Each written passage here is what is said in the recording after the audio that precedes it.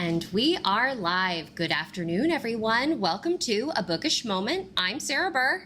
And I'm JC Kenny, and it's great to have you all here. Sarah, we have a wonderful guest, and I'm looking forward to this conversation so much. I think it's time to get bookish. Yes, it's a beautiful day outside, and it really kind of reflects, I think, what we're going to be talking about, the beauty of the environment and the natural world. So we're really excited to welcome Maureen Wise to The Bookish Moment. Welcome, Maureen. So glad to be here.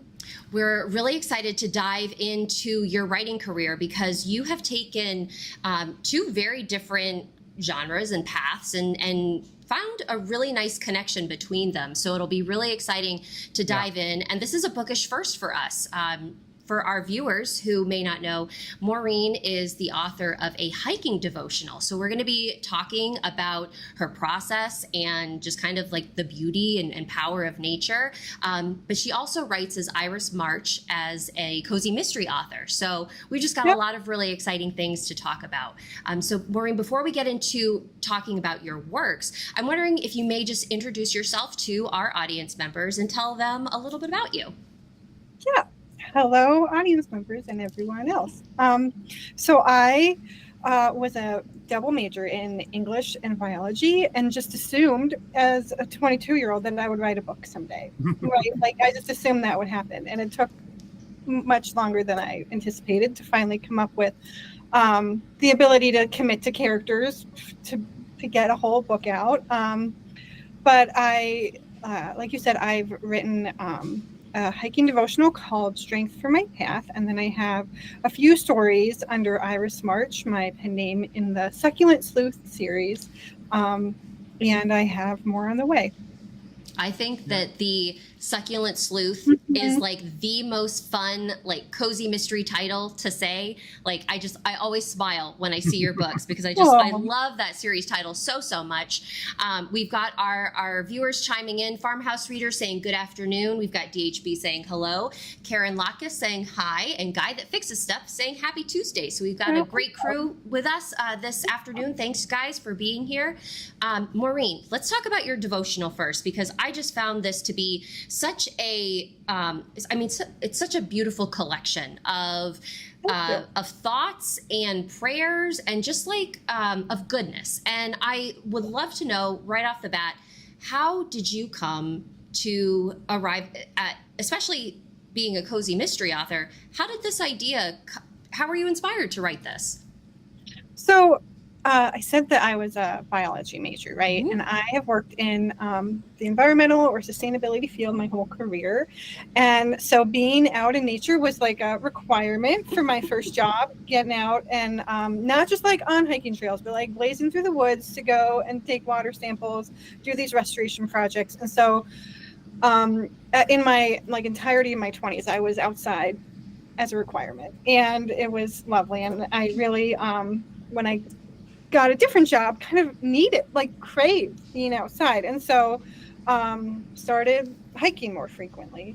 And I've always done writing. I've always been the writer for my job, or I'm like a freelance writer. I do a lot of environmental education, and so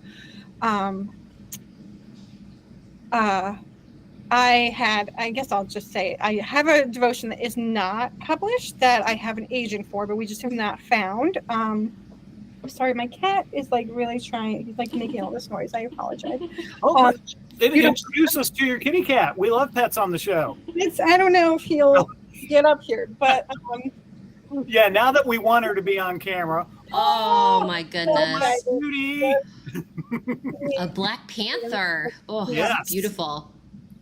So I have a devotional that is just about green living, like a creation care devotional, and we weren't finding a publisher for it.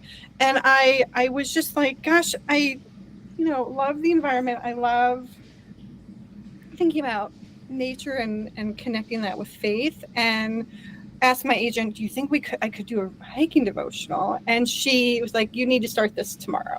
And so I did. And we were talking beforehand, I'm not like a accomplished hiker. I've not even gone on an overnight hike. I just really love to get out in the woods, or like we've gone to other national parks and different ecosystems, like get out in the desert, get out, on the beach or whatever, just being in nature. Not the urban jungle of the downtown Cleveland or something like that. Just being somewhere more wild makes me feel good. And so connecting that to faith is just part of who I am. And it was not a hardship. It was so easy to come up with all the ideas and the words for the hiking devotional, and it was really fun to write. And I'm so delighted with how beautiful it is, and the response I've gotten so far. Well, and one of the things that is so cool, and one of the things that I want to mention, is that you talked about the fact that you've never even been on an overnight hike, and so we were talking before the show that really this is you are speaking to folks like us. Yeah, we don't have to be the super adventurer type to appreciate the outdoors, to enjoy nature. Could you talk about that a little bit more, about how this applies to just like us regular folks? I mean, I think you said it, JC. I think anyone can appreciate nature just in your backyard. You don't have to be on a hiking trail. I think that, and anyone of any faith, I think, can just find meaning, find some spirituality, reflection in nature, right? I think it's not as loud, right? There's so much just nature sounds, the birds, the water, the trees making noise, whatever's around. It's calming. It's so much more quiet than a city or a neighborhood. And you don't have to go far. You just go outside in your backyard or a park nearby. But I do prefer a hiking trail.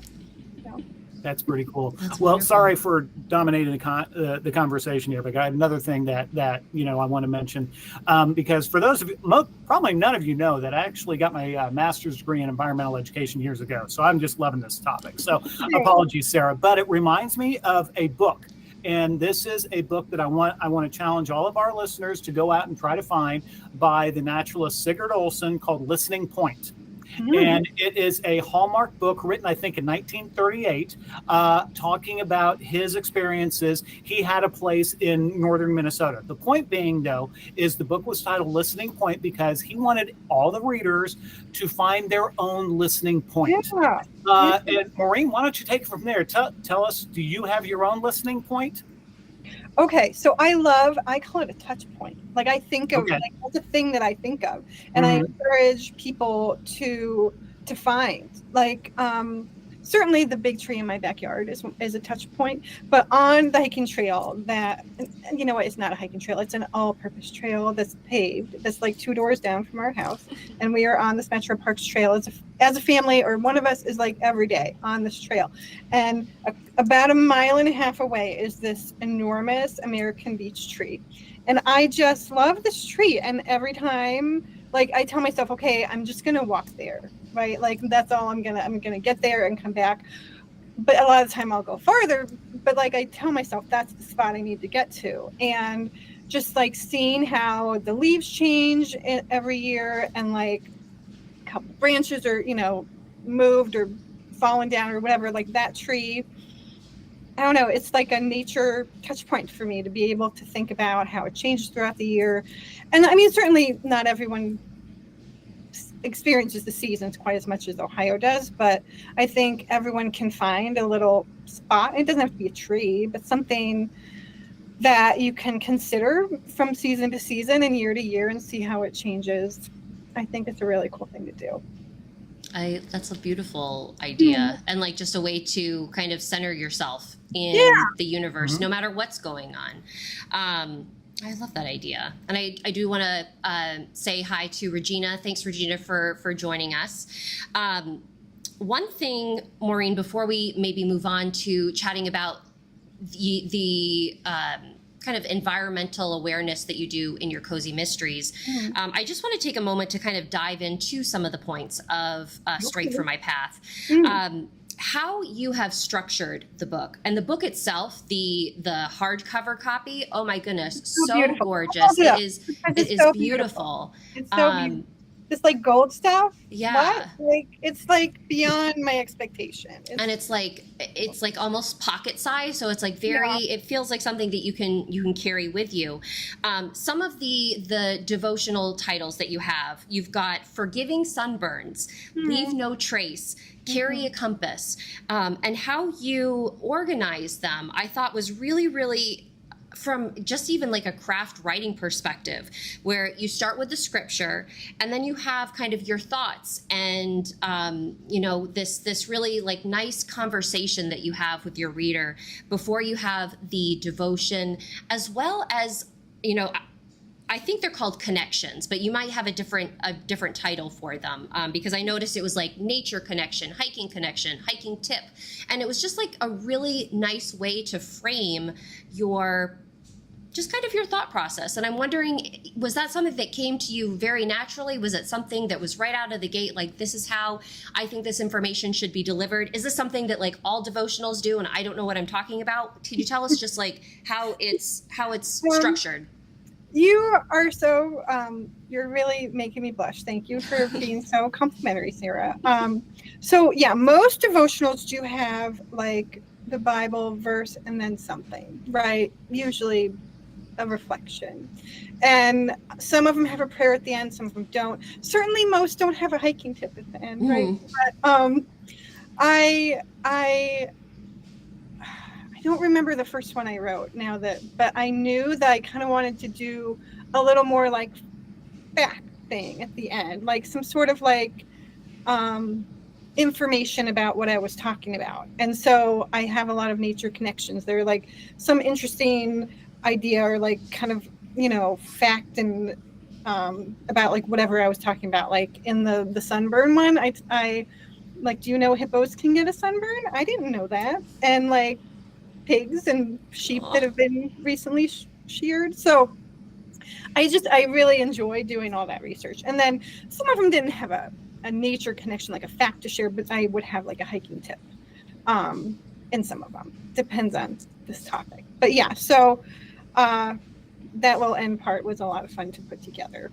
And it also seemed like it may have required some kind of like additional research on your part, because there was one specifically that was talking about, I'm going to probably butcher how it's pronounced, but Eremos Grotto, and how like the historical, like there are historical records of Jesus Christ that are going to these places. And I just thought it was like a really nice way to kind of fully go or full circle with the information that you're trying to deliver. Yeah.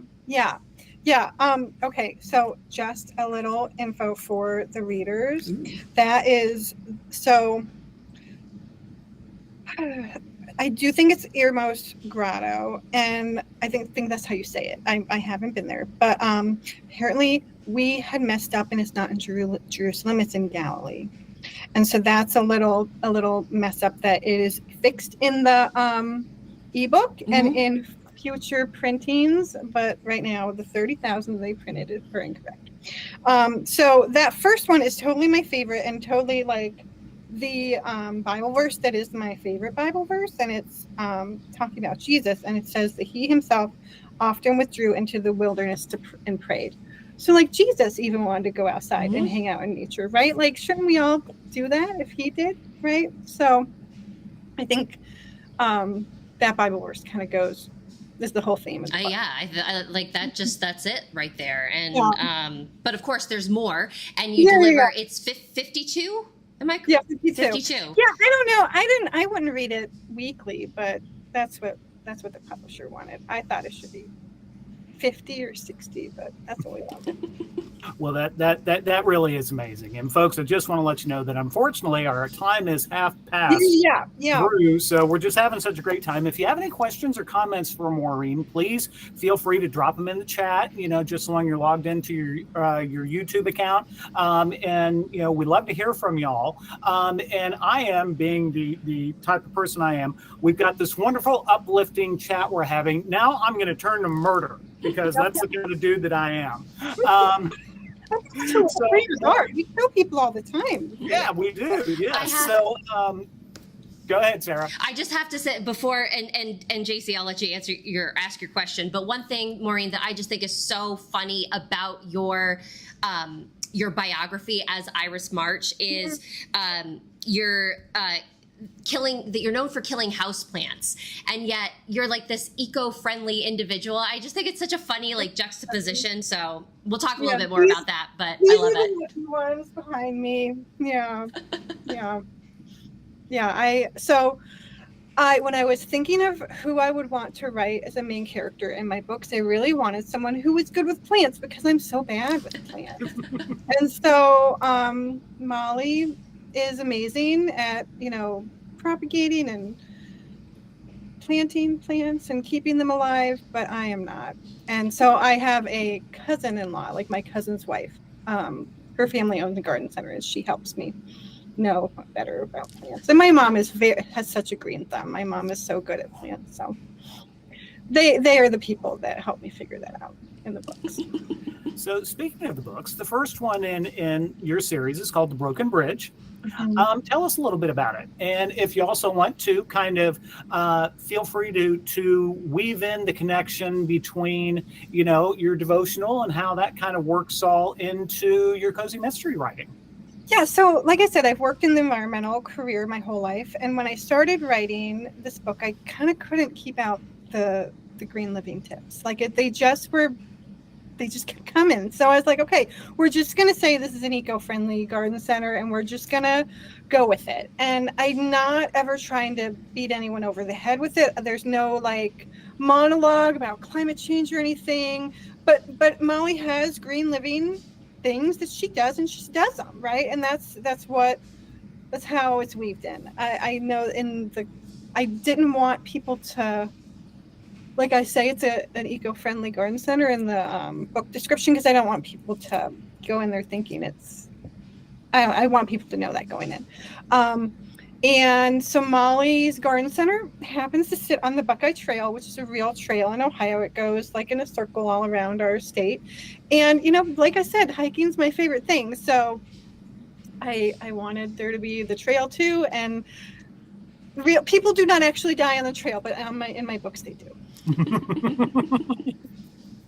I also love the fact that Molly's last name is Green, because it's just it makes sense. But tell us, so in The Broken Bridge, her first mystery outing, how does Molly feel, or how does she insert herself, or how does she get pulled in to this mystery that she's tackling?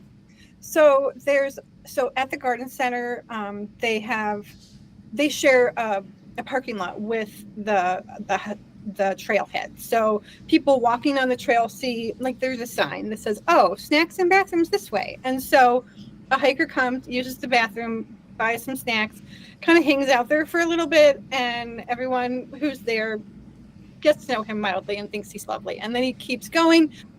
And then someone finds his backpack and his walking stick, and what happened, right? And the police come, and she just is so upset that she really liked this guy and what happened to him, and she kind of suspects some people that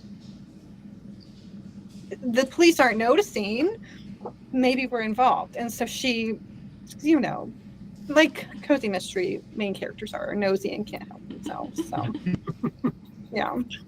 Well, I just want to say one of the things that I really loved early on in the book, Molly's partner, May, and also Molly's cousin, May, she's writing notes. She's the numbers person. She's writing notes on the back of a piece of paper that's already been used on the other side. Yeah. Right. Just love the little, and I think it's a garden center. People ought to be doing those kind of things. So I just thought that was really cool. Yeah. And like I said, I couldn't help myself. And for Molly's development as a character, can you share a little bit about her background and how she came to be the owner of this garden center, and maybe how being in the community has affected her? So she's a twin, by the way. Her like JC was saying, her twin sister May is part owner too, and their cousin Shannon is also part owner. So they all inherited the garden center from their grandma and grandpa, and their grandpa died earlier, so like they inherited from the grandma. And Molly worked with the grandma a lot at the store.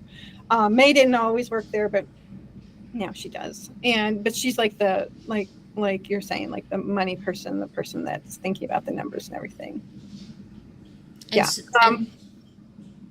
Sorry, go. I didn't. If you were, you said, how is she part of the community? And they've lived in that town. Mm-hmm. They went, to college somewhere else, and then came back, and know a lot of people in the community, and deliver living flower arrangements, to people around town. And how, from like a cozy mystery, like small town perspective, can you describe for us, like Hawthorne Heights, what does it check off on those cozy mystery boxes? So it's not like the tiniest of tiny towns. I think of it as like under 10,000 people, over 5,000. That's my thought. I know that's not the tiniest of tiny towns, but like they do need to like drive from one side to the other, but they walk a lot of places. They like walk to the park. They walk to, I'm not coming up with other places where they walk, but there's like next door, there's a hiking shop, and there's a bakery, and there's their favorite cafe, and there's the library, and it's got all the small town things, and like they know everyone. That's the cute thing about cozies, right? That like it's a new character to you, but like everyone knows everyone, and that's just the cutest part of cozies to me, is like everyone's in each other's business, right? Yeah. Well, and I also want to say thank you. There is another employee at the garden center. Yeah. A particular four-legged one. Could you talk to us about that one? Yeah. So Sherlock is the garden center kitty, and he is a tuxedo cat. I've always wanted one of those black and white kitties. We have a cat named Watson, and so when I was thinking of kitty names, I thought his name should be Sherlock.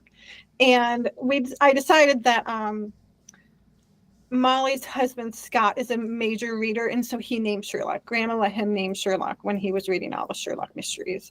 And Sherlock is around a lot, and he, as good cozy mysteries do, has something to do with the ending, helps get mad at the killer like they do.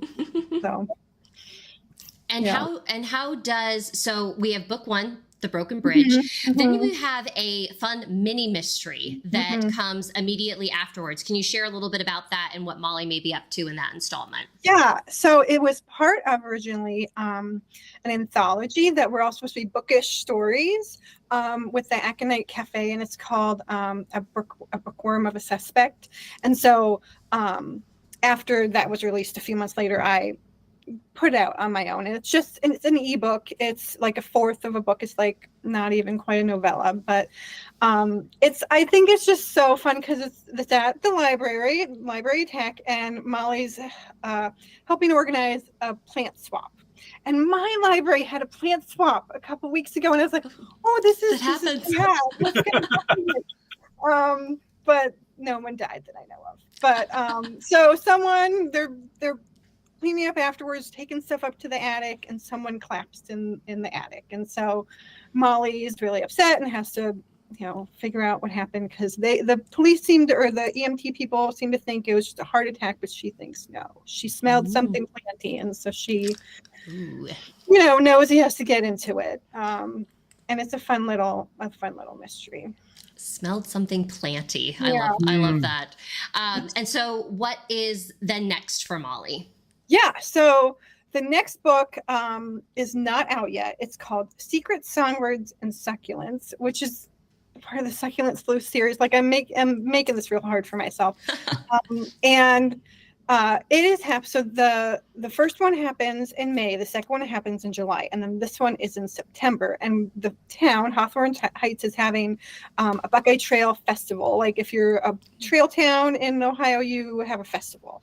And so there's a lot of events that Molly goes to. A naturalist dies on the trail, as people keep doing, unfortunately. And Molly just is again finding people that seem awfully suspicious. The police aren't noticing, and so she has to investigate like she does. But this one is so fun because I was really trying to come up with really fun things for her to do other than just like be at the garden center and go out to eat. So there's a haunted trail, which I'm really excited about. Nice. There's like a maze at the festival. There's a birding event, a group hike. Like there's a lot of fun festival-y things going on. I love it. That's like one of my favorite things about writing a cozy mystery is coming up with all of those like fun festival type things. So that's very exciting. Yeah. So Maureen, I have a black thumb. So I know that. Could you help me out here? We've talked a lot about succulents. Just in general, what are those?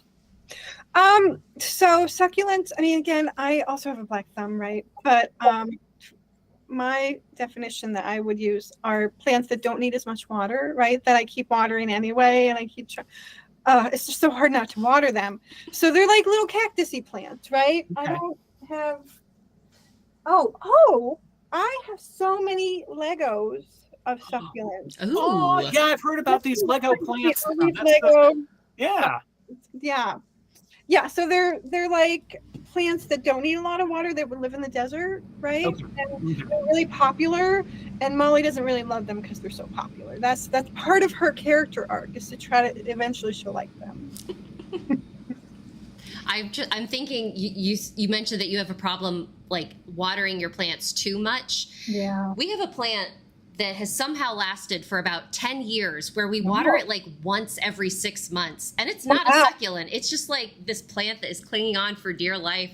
And it cracks me up because it's like, we don't do anything for this. And yet it's still, it's still hanging on there. I have such a hard time. I just think every plant needs watered every week. Don't they? Don't they need water? You would think. But goodness knows the mums we've got out in the front yard need a lot more water than evidently Nancy and my wife Nancy and I have been giving them. That's for sure. But, anyway, I tell you what, Maureen, this has just been so much fun. This has been delightful, and we want to thank you for hanging out with us. Since we're short of time, for folks who want to find out more about your reading, both as yourself as Maureen and as Iris, where can folks find you online or just wherever? So both of my websites are just my name and books. So irismarchbooks.com and maureenwisebooks.com. I have Instagram and Facebook for both of them, but neither of them are like amazing names to remember. So just find them on the website and connect that way. And I'm on Instagram more than Facebook. Yeah. Fabulous. And any newsletter, upcoming events, anything? Right. Sorry. So I do have a newsletter for both names. I don't send as much for Maureen Wise. No, I just don't. But for Iris, I have a monthly newsletter that you can sign up on my website. And I am doing a author event at my local library, March 4th at 7 p.m. at the Brecksville branch of the Cuyahoga County Library. Fabulous. Yeah. Very cool. And for parting words of wisdom, Maureen, if you had one green living tip to pass on to us, what would you suggest? Or top three, if you want to do top three. You should have prepped me with this. So, I just came up with it, so. the thing that I think, I have so many ideas, but I think the thing that I would want people to do the most is to really look up where you live, what you can recycle. Like, know that. Don't just wish cycle. Don't just throw it in there and hope that it'll get recycled, because it won't. That's trash and it shouldn't be there, and you're messing up the recycling stream. So look up if you can recycle strawberry clamshells, because most people can't, and most people try to recycle them anyway. So that sort of thing, like actually look up and know if you can recycle it, and if it's trash, you should put it in the trash, not the recycling. A very fair and astute comment. So And easy. yes, Easy. very easy too. Just like this conversation, this has been such a fun, easy conversation to have. It was so delightful to be able to dive into what we would think on the surface are two different worlds. But I mean, again, like there's this really nice underlying connection of goodness and just taking moments to focus on, just focus on the world around you and what you can do to better it. So thank you so much for being here, Maureen. It was really, really wonderful talking with you. Thank you so much to our viewers who joined us here live. We appreciate your comments. Again, Farmhouse Reader, DHB, Karen, Guy That Fixes Stuff, Regina. For folks who are watching us after the fact, feel free to leave any comments that you have. We always love to check those out. And we will be back with an episode of The Bookish Hour this week at 8 p.m. on Thursday, Eastern Standard Time. We're going to be joined by Marilyn Levinson, who also writes as Allison Brooke. We're going to be chatting about her final haunted library mystery. And what it's like signing off a big, fabulous series. So again, thank you everyone for being here. Thank you very much, Maureen. Thank you. And everybody have a wonderful rest of the afternoon and stay bookish. Bye, everybody. Thanks, folks. Okay.